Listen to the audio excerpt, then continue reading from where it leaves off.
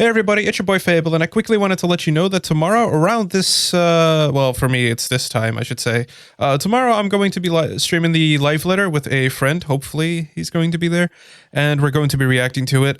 Before that, it's just going to be some casual Final Fantasy stuff, like gathering, crafting, and all that kinds of stuff, just to keep it really, really chill. So, I really hope you'll join us for that. In any case, I saw Bok Choy upload this WordPress blog post, essentially, about the tank meta in Shadowbringers. Now, as somebody who tanked throughout most of Stormblood and particularly fell in love with the Paladin and the Warrior specifically really took my heart. I quickly wanted to take a look over this. I've kind of skimmed over it so I know what it's going to contain and, you know, all that kind of stuff. So I just quickly want to preface this by saying that one, I'm doing this kind of off the cuff because I just wanted to give you my raw opinion rather than write down notes and all that kinds of stuff. And two, I really don't want to enforce an idea that you can't play all classes, because in Final Fantasy XIV, you can play all classes. It is absolutely fine to play what you want. There are going to be downsides and upsides to combining any class. It doesn't make them any worse or better. You can raid with all classes. You can put everything into Savages and you'll be able to clear it. So it'll be fine. And even if you had asked me a couple of patches ago if that would have been the same for the Astrologian, no, I would have said that would have been the exception. But now that rule is once again the actual rule in law. So yeah, you can play anything. So understanding the Shadowbringers tank meta, it kind of starts off with the homogenized aspects of tank, as it says. And this kind of goes over everything that we share. So roll actions, tank stances, big cooldowns, gap closers, and rage pulls. And I quickly wanted to run the numbers by these and how equal they are. And this is what I came up with. The Rage Enmity, Dark Knight, and Gunbreaker definitely win out with their potencies on it. But this is such a minuscule potency difference that it really doesn't make much difference, in my opinion. But it's also going to show you later on something that I think is kind of stupid with Dark Knight and Gunbreaker. I do notice that Paladin is losing quite a lot in these categories, because when it comes to gap closers, it learns its gap closer the latest, which is kind of funky when you think about it, considering the fact that we've been complaining about not having a gap closer on Paladins for so long, and now that we have one, it's so late. It's so late. It should have been the first ability, in my opinion, but hey, it got into the game. Beggars can be choosers.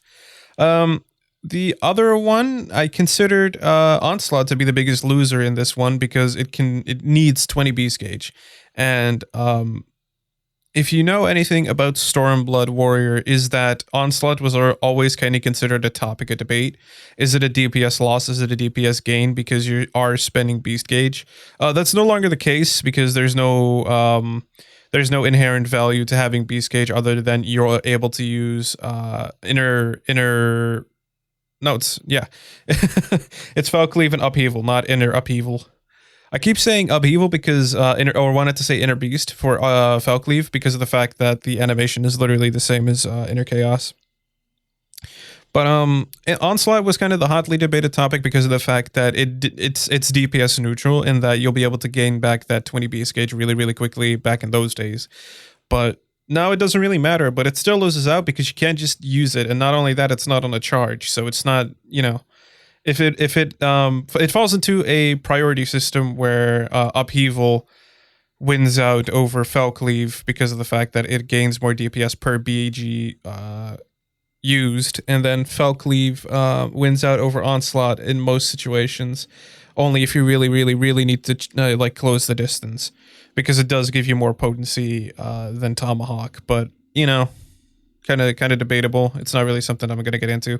When it comes to the 30%er, which is going to be what mitigates 30% of the damage, Vengeance actually wins out because it also returns potencies for every single hit that you take. Vengeance is incredibly good for really big pulls. This is why I consider Warrior to be one of the best AoE pullers. I've heard people make the case for Dark Knight because it's able to heal as much as it can. And there was one particular friend of mine who had always made the argument that Dark Knight would beat out Warrior, but clearly, in my opinion, they had absolutely no idea what they were talking about, because Steel Cyclone with Vengeance alone beats anything that the Dark Knight could put out and sustain. It's incredible.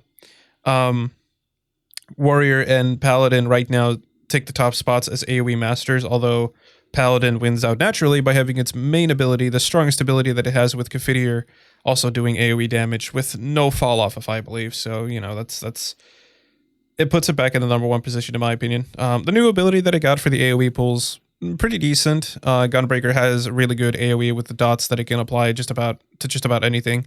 It's on a really high cooldown, which kind of sucks, but you know, you got to sacrifice a little bit in that department, I guess.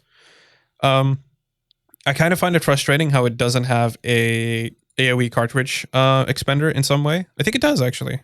Could it be? I haven't researched Gunbreakers so much. I have them open here. Which one is it? Hold on. Cartridge. Yeah. I know what it does. Burst Strike, Gnashing Fang, Demon Slaughter. It adds a cartridge. Yeah, that's the AoE. Yeah, it does. Fated Circle. Okay, so at 72, it learns Fated. It learns Fated Circle, which is it's kind of strong, I guess. It doesn't beat out some of the other ones, but it's better than nothing, I suppose. I would rather use that cartridge on something like Blasting Zone when it comes to like, okay, so this essentially loses out its value when you compare it to something like Burst Shot. Is it Burst Shot? Does it not get upgraded? Was that not one of the traits? Danger Zone to Blasting Zone. I could be wrong. As I said, I haven't learned too much about the Gunbreaker's actual rotation. I know more about its tanking potential, and we'll get into that later because I have some opinions about Dark Knight and Gunbreaker. So then it goes goes into the DPS and gap and the DPS output and the damage rotation. So it's using Titania X and Innocence X for this. And you know, it's because of the fact that right now the normals are kind of unreliable in terms of their damage. But I still decided to open them anyway on FF logs and see what it's like. This is my first time actually seeing it because I changed over to tanks and then I tabbed out immediately. Yeah, in both cases, well, you know, this kind of changes, but I think this is the one that we're supposed to look at now. They changed this and I'm not really sure what the difference is, and I'm not too knowledgeable on the terms like ADPS and RDPS. I think it's raw DPS in this case. Gunbreaker wins out in both cases, and I think Dark Knight kind of shifts up a little bit, but only by like a tad. So essentially what they're saying in this one, let's move this one over here. It's essentially the same thing where it's Gunbreaker Paladin, Warrior, Dark Knight. It's essentially the same thing, Gunbreaker Paladin, Warrior, Dark Knight. And some people would look at this and they immediately dismiss the rest of this video in saying, okay, Gunbreaker is already the best tank because it deals the most damage. I can tell you right now, it's not the best tank. I can understand this. I haven't read the bottom of this, and I'm pretty sure it comes to a conclusion considering it's the fact that it brings up stuff like this. But there's some other issues with Dark Knight and Gunbreaker. On-demand mitigation. This is kind of where Paladin would have to sacrifice. With the currently attainable items, Paladin's block is worth about 20% mitigation and may scale upwards as gear improves. A downside to Sheltron is that unlike conventional cooldowns, it needs 50 oath gauge to be used. It generally takes about 20 to 25 seconds of auto attacks to build up that amount of oath gauge, putting it in line with the cooldowns of Warrior and Gunbreaker's counterparts. This is true. Sheltron, as good as it is, it's a really good on-demand mitigation ability. It is really good, but the problem is, it's sort of locked behind Sheltron, and there's other uses like, yeah, here. So like, for example, intervention and cover really work together really well, but it does require that other abilities are used. So essentially you're spending all your oath gauge on just trying to get that one ability, and it's really good. I'm not saying it's like horrible. It's just Sheltron feels the exact same as Onslaught for Warrior. In that, is it worth it in that scenario? Can't you just use it on something else?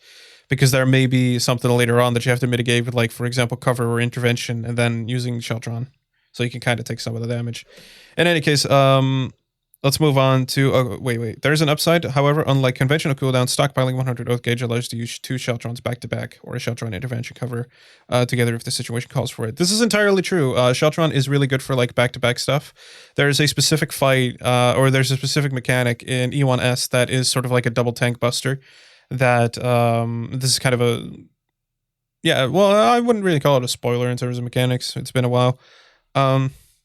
There's a double tank buster that tanks can take both hits of, or they can share it, like as in they provoke. They essentially tank swap in the middle of the action, and I feel like Paladin would be the one that could actually mitigate both of it with Sheltron, and then using like Rampart along the way just to make sure that they don't die. Though there is a vulnerability debuff that happens, so that's a bit. But if there's no vuln debuff, it could essentially take something like that. Raw Intuition, I believe that's also the big 30%er that they showed here. No. Okay, right. That's right. Oh, it's only 20 now. Raw Intuition, the old ability was kind of shit. I didn't really like it because of the fact that it was, the old one was just, hey, if you attack from the front, you mitigate a little bit of it, but if you attack from the back, was that Intuition? I don't remember. It's been a while. I like this. It's a really neat ability. It's just like flat out, straight up, 20%. It's only for 5 though, which kind of bothers me. It's for 25 seconds, 5, so it's like more on demand. Like it's up more times, but it's I don't know how to feel about it. I like it, but at the same time, 5 seconds is relatively short. So you have to be, yeah, exactly. You have to be precise where you use it. Blackest Night, TBN is the strongest on-demand cooldown because honestly, this is for me. This was always the main thing why you would take a Dark Knight as a off tank back in the days. Nowadays the MT/OT stuff is kind of dead, considering the fact that every fight now has tank swaps, I believe. But the Blackest Night was one of the reasons why I always considered it a positive having a Dark Knight in a party back in and Stormblood. Specifically, we always raided with either a warrior or a paladin and then a Dark Knight. I would always be the one switching roles depending on the fight, just to kind of match the other stuff. It's also because of the fact that our other tank wasn't really able to play on the other classes super well, so we kind of just forced him onto Dark Knight all of the time. And good thing he really enjoyed it. There's only sort of from a Dark Knight. Yeah, so TBN, it's right now kind of a tricky one because it still is the #1 tank on demand cooldown because it doesn't mitigate, it gives you a shield, and I consider that to be much stronger. A shield is much stronger than actual mitigation, and the Blackest Night really offers that in bunches because of the fact that it's also on a really low cooldown, and it has a little bit of a cost, and people kind of get iffy about that. Yeah, 15 seconds for 25%. That's insane. That's absolutely incredible. And I think it's the target's maximum. Yeah, it's target's maximum HP. So if you're a Dark Knight and you're not the one main attacking right now, if you have like a warrior, for example, just use Thrill of Battle. Holy crap, this is just going to make, this alone would be able to just set it to 0 damage at times.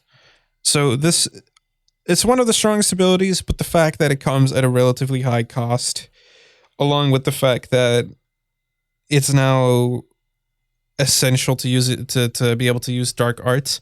It feels that sometimes you just need to use it and just mitigate like auto attacks just to get it to proc because you don't want to fail your rotation. It's a weird one. I would rank it #2 personally. I don't know what I'd put at #1 because Raw Intuition isn't necessarily bad. It's just that Sheltron is a much better. Heart of Stone is, well, I don't like Heart of Stone. Heart of Stone is essentially TBN, but it's instead of giving you a shield, it's just mitigation. And yeah, it's good in a way, right? Oh wait, it's only 15%? Really? I thought it was 20. Did they nerf it or did I just read it wrong? No, it's 15% for 7 seconds. Oh, that's awful. It also gives you the effect of Brutal Shell. Yeah, but Brutal Shell is not like it gives you a 1,000, 10,000 damage shield. This ability is definitely the worst one out of all of them. Holy crap.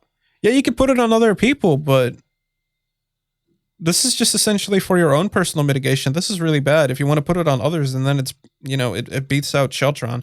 So if I had to rank these, I would. Well, this is put Black as Night back on number 1. I would put Raw Intuition on number 3. I would then have to put Hearthstone at number 2, actually, because I seem very bipolar in my opinions now, but in terms of personal mitigation, this is pretty bad. In terms of like shared mitigation, where it comes to like giving it over to a tank who's just about to tank a a hard tank buster, this would be pretty decent, I suppose. Sheltron would definitely be the worst one because it requires the Oath Gauge, and if any tank busters happen to happen right at the start, then that's kind of bad. You're not going to really use Oath Gauge for anything else because there's no other use for it, but which kind of puts it on demand. But I would still say that actually I would put that one at number 3. I would put Raw Intuition at the bottom because it just there's no other function other than it just mitigates, and you can't put it on others. It's it's a short cooldown, but it's also a short duration, and this one you can also just make easier for like intervention and cover. So in order, TBN, Heart of Stone, Sheltron, Raw Intuition. That's how I put them. As you can tell, I haven't really written any notes or script for this because I'm just trying to do this on the fly. So again, single teammate mitigation. Yeah, again, TBN. This is where things get iffy. Because this is when Heart of Stone loses its value compared to others, right? I'm just saying that outright. Because in this case, I would say Nascent Flash is incredibly strong. It is so good. Because when it comes to raw mitigation, it doesn't offer much. It's only 10%.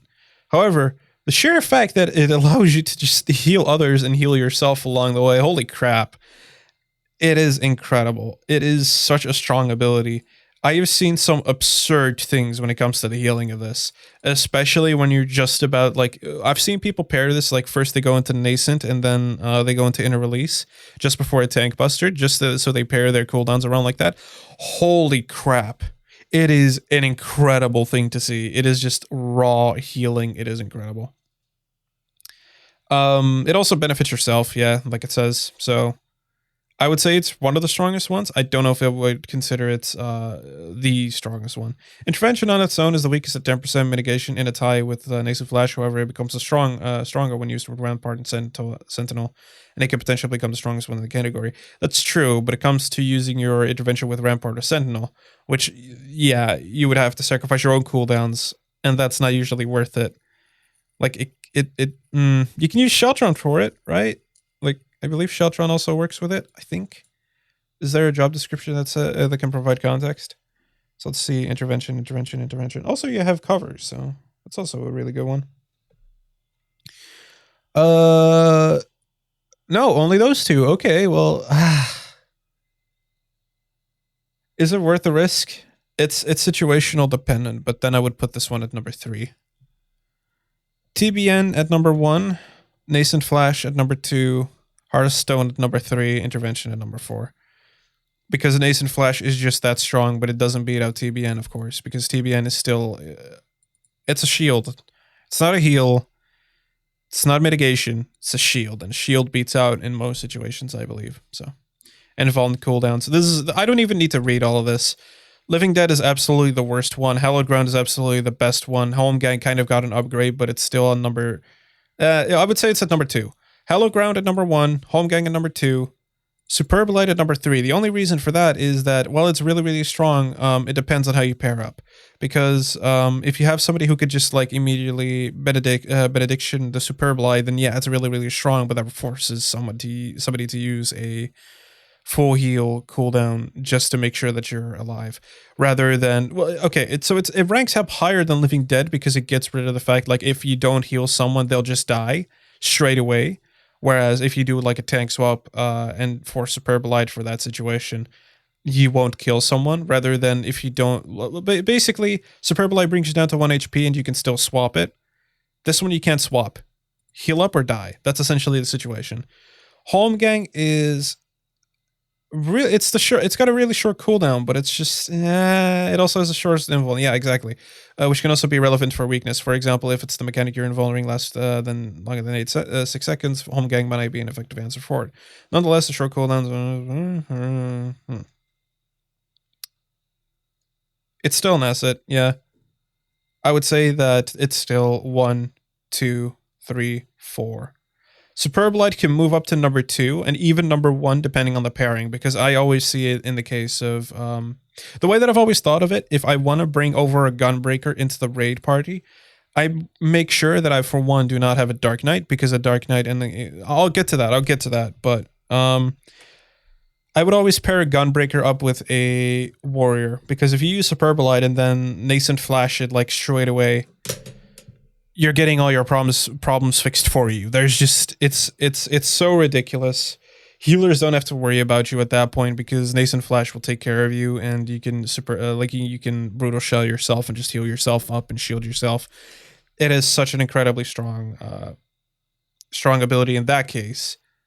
But if you just have somebody like, I don't know, a Dark Knight or a Paladin, which is just going to help you mitigate the rest of it, you know what I mean? So it's situational. I would put Superb Light on number 3, number 2, depending on situation. But it doesn't beat out Home Gang, in my opinion, because most mechanics do not last longer than 6 seconds. Raid-wide mitigation, Shake It Off. Shake It Off beats out most things, in my opinion. Shake It Off, again, is like an AoE TBN, and you can improve it with other abilities. So in that scenario, it wins out. Divine Veil and Passage of Arms, really, really strong abilities, right? But none of them beat out Shake It Off. Dark Missionary and Heart of Light is exactly the same ability. Dark Missionary is a magic shield AoE, I believe. Magic damage by 10%. Yeah, exactly the same ability. Is it exactly the same ability? Yeah, even in length. Wow. I would even say Gunbreakers is stronger because you get it earlier. But really, that's it. Wow. Okay. 3 and 4. 1, 2. It does have 2, so that's really, really strong. But this one, hard to beat. Hard to beat. This has done more for a party than I could ever imagine. This saved more parties, and this made healers thank me more than anything in Stormblood. I gotta quickly explain my mentality. Is that I'm always thinking more of a party, like party-centered idea. I do not like a tank that is purely focused on itself and just doing what it wants to do for itself. I liked Warrior because it provided Shake It Off, and Paladin for the exact same reason of Passions of Arms and Divine Veil. I hated Dark Knight because it was such a selfish job. I felt like I was providing nothing to the party aside from just like a TBN once in a while. And that's not bad. TBN isn't bad, but it's not raid wide. It's one person. So, and this one always wins because it's a damage shield rather than mitigation. And what's the cooldown now? Because I think they changed it. It's 90 seconds. Yeah, okay, that's around about the same. I don't think that's actually different. You can actually upgrade this to like 16. Yeah. 1, 2, 3. Yeah, 16. Okay, cool. 18? Am I reading it right? 12, 14, 16, 18. 18. Okay. That's stupid. I know how to math. Additional cooldowns and utility. It doesn't really have anything in terms of providing anything for the party, but the thrill of battle can be really, really fun to use. Yeah, it is a perfect oh shit button, essentially. Cover and Clemency. Clemency is kind of weird. I feel like Clemency is a really weird ability because it can piss off so many people with only... I've seen people use it for Divine Veil, right? Like they pop Divine Veil and they just use Clemency, and the healers just lose their shit because they're like, oh my god, you're making sure that I'm not able to do my ability, or you're making me overheal all this, all that, and I'm like, what the hell? Like they're just making sure that they pop their ability. There's no guarantee that you're going to do that for them, even if you mention it. So it's kind of weird.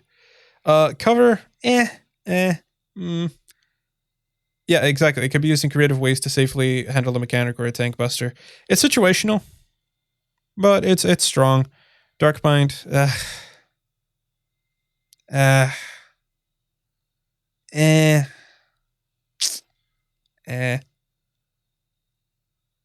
Yeah, it's a powerful mitigation tool in the short cooldown. It's very effective against bosses with magical tank busters, but that's the problem. It's a powerful mitigation tool on a short cooldown. It's very effective against bosses with magical tank busters, even against bosses that primarily do physical damage. Yeah, primarily, but if a boss doesn't do anything like that, then it's not every boss does magical tank busters. I believe there was a couple in AlphaScape, specifically the last tier, because Chaos didn't do it. Midgar, I don't know if that one was physical. I didn't think it was physical. It didn't feel physical. Like, it didn't seem physical, considering it's just literally slapping you with its tail. Omega had the bomb. I don't think that one was physical. It should be magical, though. I'm not really sure about that one. And we didn't get far enough in Omega F and M, so I can't really say anything there. Camouflage and Aurora is effective against sports of auto attacks, but even against tank busters and the like, and extra 10 mitigation isn't. See, we're getting into the problems with this class, and people are gonna hate me for it because look, parry rate cool, but and the 10% damage cool, but parry. They got rid of parry for a reason. The only reason this class has it is because of this. Otherwise, parry would mostly be gone. Parry was one of the weakest things in the game, because there was parry, then there was block, and then there was just raw mitigation shields all the way at the top. Parry was probably the worst one, I think, if I remember correctly. Was it block or parry? I think block does like 20%. But the class that did use it the most, Paladin, benefited from it the most. So, Aurora, look, I'm not going to sugarcoat this, right? Aurora might as well not do anything. It's a healing over time for 18 seconds, which puts it at the exact same potency overall. Because you gotta look at it like if it's a healing over time, it essentially does 200 potency every 3 seconds because it works on Serverticks. So unless you really plan it out with Serverticks, you can probably get more out of it. But it's essentially the same thing as Equilibrium or Clemency, and this is worse. Okay, yeah, this is a recovery after a tank buster, but it does nothing to heal a tank, really. This is almost unnoticeable, in my opinion. Yeah, okay, it can be useful in some situations where you want somebody to just heal up and you just want to use the ability, but it's overall, if you want to do raw healing, you might as well just... Aurora you barely notice, is what I'm saying. You barely notice Aurora coming on. It's not that great. Then it comes to the passive buffs. Each tank also has some form of passive defense that grants them incredible incentive for taking the boss. Paladin is a passive block that procs roughly 30% of the time to mitigate roughly 20%. Okay, so parry was the strong one. Okay. Still, I prefer... I'll get into that some other time. Warrior Storm's Path and Dark Knight Soul either heal HP. I believe that Storm's Path wins out in that regard, as does Gunbreaker's Brutal Shell, which is a smaller heal that comes with a damage shield equal to the amount of healed. Not that strong, actually. It was... Okay, it does stack up, right? The shield does stack with itself. So if you have, like... if you, for some godforsaken reason, decide to go a skill speed build, which high nearty, you'll notice that, it can actually... do multiple, it can stack on itself, but the shield's not going to be that great. So now we get to the conclusion. I didn't read this before. I just kind of, Warrior, Paladin, Dark Knight, Gunbreaker. Okay, so Warrior is pretty much self-explanatory in that mitigation and protection. Yeah, exactly. No tank protects itself rather stronger than Warrior, making it the quintessential main tank. Warrior's toolkit is full of incentives for them to aggro and take the hits, an extra defensive cooldown in thrill the battle, a powerful self-heal in Equilibrium. Yeah, and then again, even when it's not main tanking, Nascent Flash is just incredibly strong. And pair that with a Paladin. Paladin and Warrior can just fucking... It's incredible what they can do together. Okay, you're taking a tank buster? Okay, let me use intervention or cover and then use like Sheltron so I can mitigate most of it. Okay, thank you, Mr. Paladin. Okay, you just took the damage. All right, let me use a Nascent Flash on you so we can both heal each other up. And they're essentially untouchable together. Meanwhile, you have these two gimps. And this is why I hate Gunbreaker and Dark Knight. And it almost looked in our static like we were going to have a Gunbreaker and a Dark Knight. On their own, they're really, really strong, but I wouldn't really want to bring either of them if I didn't have one of these. Specifically, Warrior would be really, really cool with Gunbreaker. Dark Knight works really, really well with Paladin, in my opinion. But Dark Knight doesn't necessarily work super, super well with Warrior, and Gunbreaker doesn't work necessarily well with Paladin. The reason is that Warrior can provide Nascent Flash for Gunbreaker. Gunbreaker is the highest DPS output, and I can't contest that. It is absolutely the highest damage dealing tank. And if I quickly check, I'm going all over the place, and suddenly my internet's not working that fast. That's wonderful. I'm pretty sure. Wait, all reports. Maybe I can rankings. Is it just not going to load? Did the page just die on me? Okay, so let's check. I watched the Mr. Happy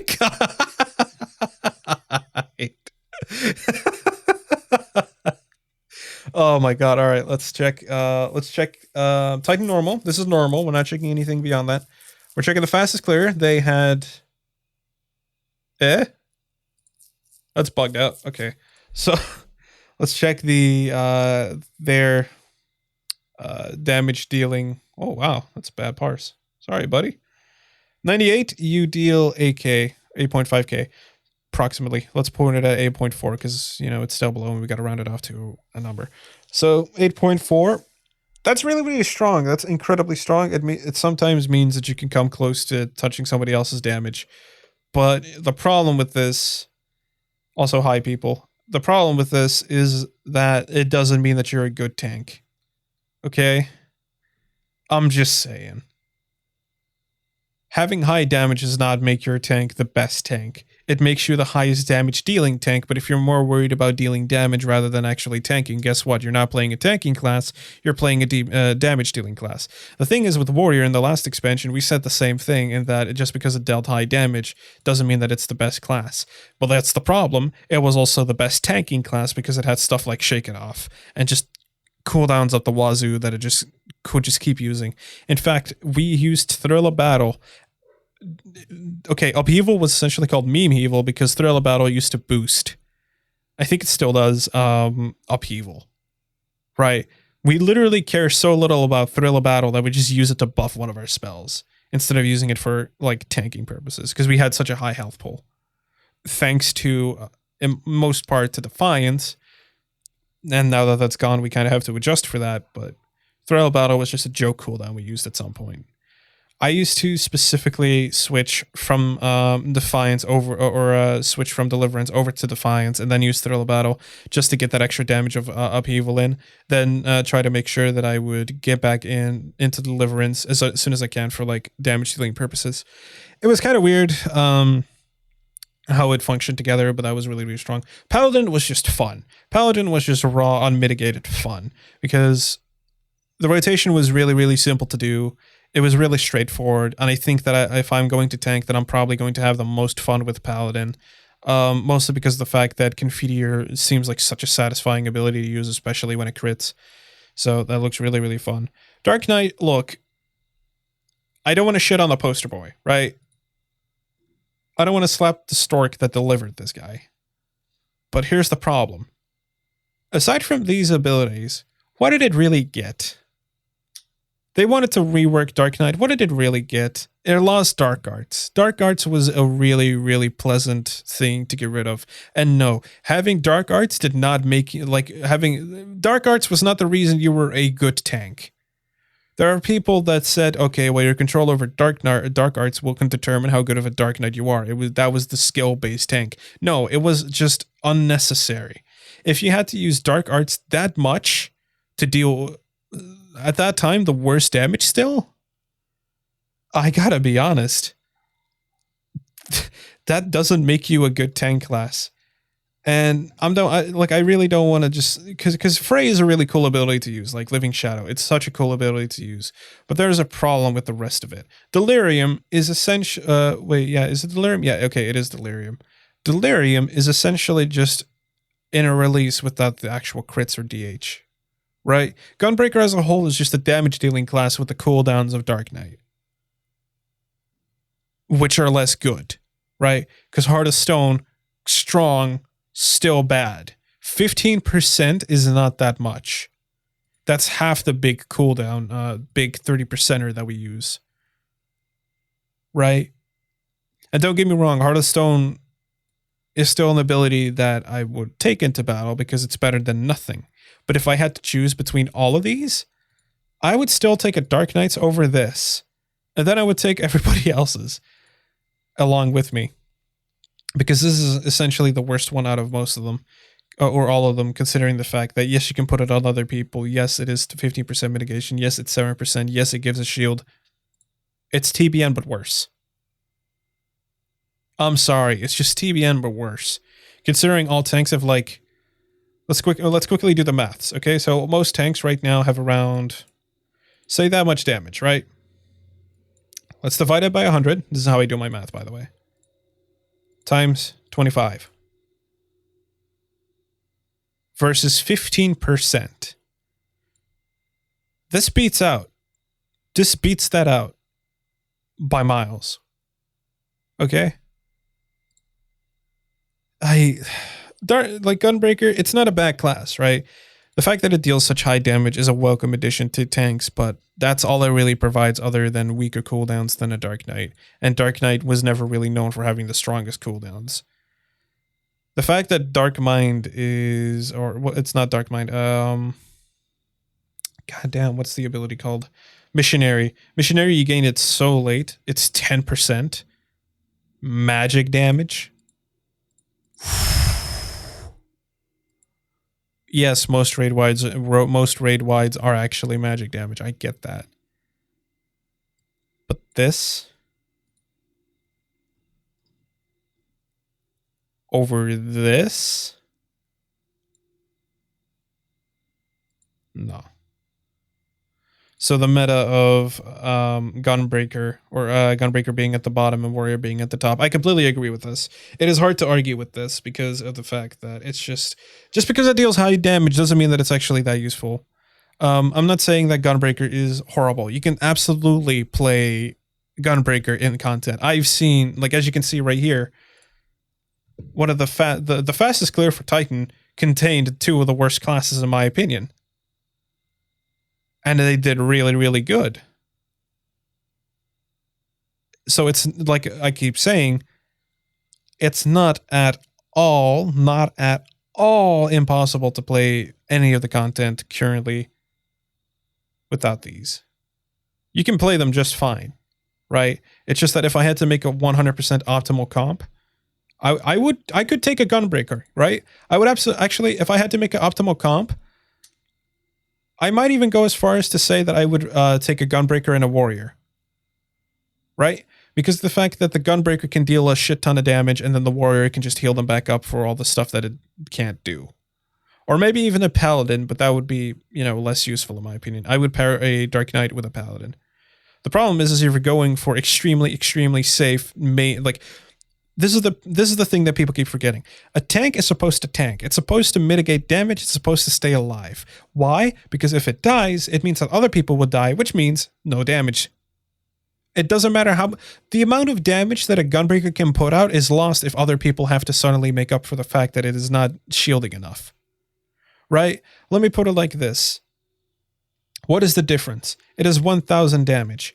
If one of the healers has to constantly try to focus on healing the Gunbreaker because it's able to mitigate so little, look at that. It can already do way more. Like, it can already bring way more damage. This is 700 difference. How much is this? This is also about 700 difference. Actually, this is almost exactly 700 difference. Imagine if they had a... Hi, Dave. Imagine if they had a Warrior with this. The healers could do way more damage, in my opinion.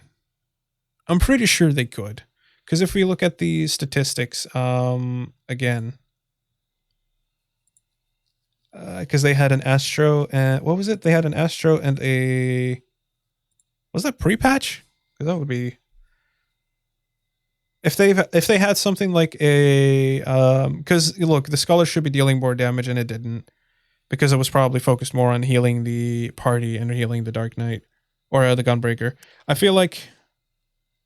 I've got my point across. I think a Gunbreaker needs much more healing, which means that other people have to start making up for the fact that it cannot mitigate so much, and that fact that they have that portion of time that they have to start making up for the Gunbreaker not being able to mitigate that much. This really small increase of damage, right? This is not great of a difference. This is also not that great of a difference. I would take a Paladin over a Gunbreaker in these situations because of the fact that the healers will make up for that amount of damage, in my opinion. I could be wrong. But this is, from the looks of it, let's take the middle point. That would be 6,900. Nice. This is 68,000. It would hit around 6,850. A healer can make up for that. And a Paladin can mitigate more, meaning that the healer would be able to do more damage. Same thing here. Well, actually, it's able to do more damage because of the uptime, I believe, but you get what I'm saying. So Gunbreaker, just because of the fact that it deals high damage, doesn't make it better. Dark Knight is back into that problematic spot. It feels really fun to play, but the potencies are just kind of too low for it to really be relevant in terms of damage. Warrior's kind of weird because it has like the best tanking abilities, but it's no longer the highest damage dealing tank, mostly because of Deliverance being gone.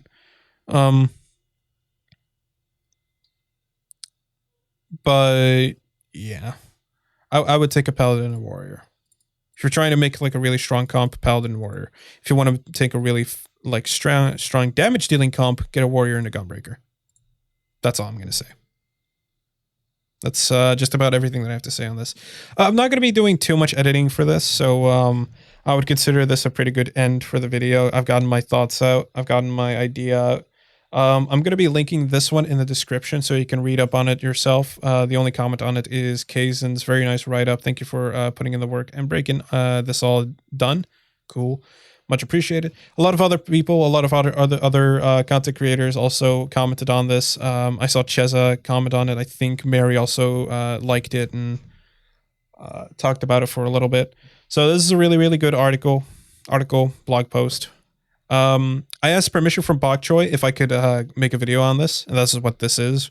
It's raw. It's off the cuff. It's unedited. It's really raw. So I really hope you didn't actually watch the footage of this so much as just put this in the background. Honestly, that's it. Tomorrow I'm going to be doing the live letter thing. Thank you guys. Thank you for watching. I think this is going to be a pretty lengthy video. Let me quickly check. Oh yeah, this is going to be lengthy as all hell. All right. Well, thank you very much for watching. My name is Fable, and I will catch you next time.